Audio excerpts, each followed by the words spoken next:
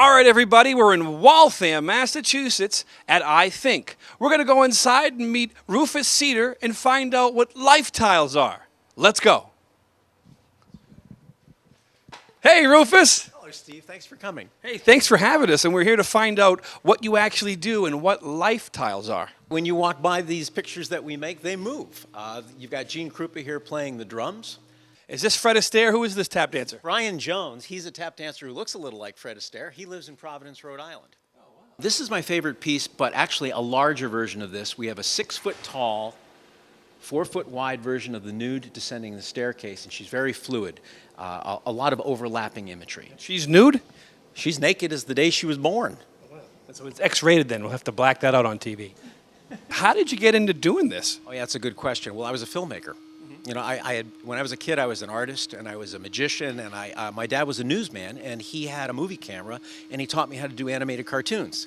So I started doing those, and I ended up making a lot of short, award-winning type student films, and then I ended up teaching film at the museum school right here in Boston. It's an art school, and I had access to all these other art departments, including glass, and I thought, wow, wouldn't it be great to be able to create glass murals that were movies that didn't require any electricity or motors to operate? What if they just came to life and moved when you walk by? And that's when I started experimenting. And that's when I came up with the glass tile. Oh, wow. I call it a life tile. Let me ask you, does anyone else in the country or in the world do this? Who would want to? And you see that on the front there's these ribs? Okay, ridges. Yeah. Those are actually lenses. They work like lenses. Now, when I put it face down on this table and I take this really weird-looking negative of a horse, see, I call it a scrambled image. Yep. I've created it out of 6 different phases of an animation of a horse. Now, if I lay it on top of the tile, and if you don't look at the tile, but you look down below, through the glass table into the mirror down below, yep, and I slide the negative across the glass tile just right, you can see the horse start to gallop. So the trick is, how do we permanently join this image to the tile? Well, that's when we create a sandblastable film of the horse, affix it to the tile, and that's when we go to the sandblasting. Part of the mural that we're working on over there, the Constellation mural, this is one of the pieces to the puzzle.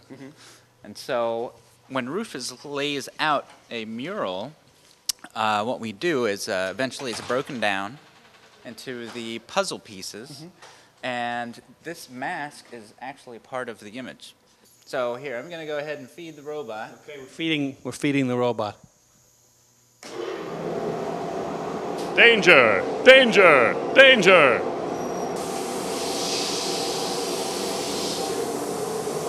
We paint the tiles, and then we scrape all the paint off. Now, why paint them if you're going to scrape all the paint off? It does beg that question. I'll explain to you. Because we've sandblasted the tile first, the paint stays in the blasted area when we scrape it off. So the tile will look like this with paint all over the top of it, right? Now, when she scrapes it off, the razor blade grazes the top, and the paint stays in the blasted area. Thanks. Yeah, we get that. We get the scrambled images you end now. up with this over here. So this is what you end up with after you scrape a tile. Now I'll flip it around, and you'll see that the lenses start to animate. So now Jamie's cooked these tiles overnight at up to 1,100 degrees. He inspects each tile as he takes it out, and each one of these tiles is a component of the large mural we're doing for the Copernicus Science Center, which is a brand new science museum going up in Warsaw, Poland. This piece is an 80-foot mural that's going to connect the planetarium to the museum, and will be on exhibit starting in the winter of 2011.